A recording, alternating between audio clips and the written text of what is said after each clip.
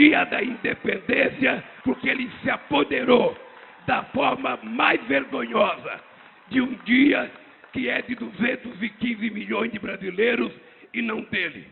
E fez de uma festa do nosso país uma festa pessoal. Aliás, Dilma, eu não sei se você viu na televisão, foi uma coisa muito engraçada, que no ato do Bolsonaro parecia uma reunião da Ku Klux Klan. Só faltou capuz, porque não tinha negro, não tinha pardo, não tinha pobre, não tinha trabalhador. Eu acho que tem uma questão importante aí, que é o seguinte, a declaração do Lula não foi sobre o Bolsonaro. Ele falou sobre milhares de brasileiros. Ele está dizendo que todo mundo ali é extremista e ele quer ser presidente dessas pessoas.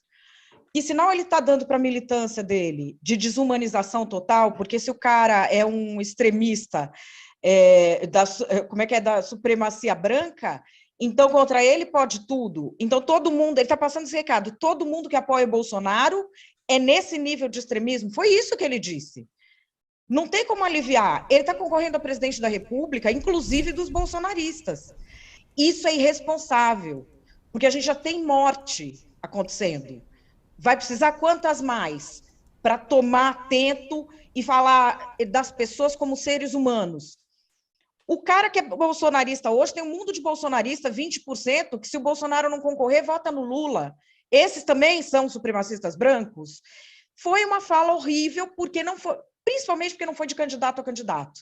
Ele falou uma coisa sobre o povo. Ele não deveria ter falado isso. Felipe Moura Brasil já está conosco também lá no Rio de Janeiro. Felipe, seja muito bem-vindo. E é para você que eu passo, então, para a gente continuar essa nossa conversa sobre essa declaração de Lula, que disse aí, né, entre aspas, só faltou capuz porque não tinha negro, não tinha pardo, não tinha pobre, não tinha trabalhador.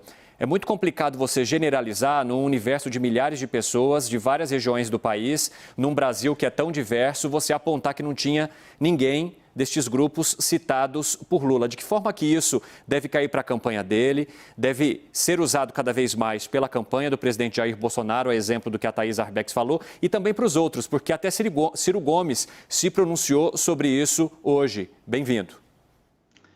Boa noite, Evandro. Boa noite a todos. É uma declaração gravíssima. Parece que o Lula não aprendeu nada, inclusive com episódios recentes da política internacional. O candidato rival ele não pode fazer uma generalização nesse sentido. O Lula hoje está tentando passar pano para a própria declaração, para usar a expressão popular nas redes sociais, dizendo que se referia só ao palanque do Bolsonaro e não a todos os manifestantes. Mas quando a gente pega ali o contexto, vê que ele não especificou isso e estava falando da falta de presença de negros, de pardos, de trabalhadores. Então ele pareceu falar realmente sobre aquele segmento do eleitorado que estava se manifestando nas ruas, o que é absolutamente legítimo. E todo político precisa ter cuidado ao criticar segmentos da própria sociedade. Não é que isso seja proibitivo, mas a crítica tem que ser correspondente aos fatos. E nesse caso não é. Nesse caso é uma ofensa, você está associando a um grupo supremacista que surgiu na segunda metade do século XIX, nos Estados Unidos, teve vários ressurgimentos ao longo do século XX, não só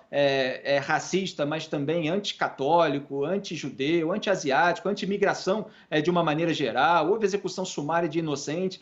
É um comportamento gravíssimo ao qual ele associou o eleitorado do Bolsonaro. E é claro que a campanha do Bolsonaro vai explorar isso contra o Lula, e ficou muito ruim para ele, até judicializar, como vocês estão colocando, o que é correto, porque certas declarações demandam algum tipo de responsabilização e punição. Bom, ainda sobre tudo que não deve ser dito e feito, mais um elemento. A campanha de Bolsonaro pediu, ao TSE que o PT tire do ar vídeos em que Lula compara apoiadores do presidente ao grupo supremacista branco Ku Klux Klan.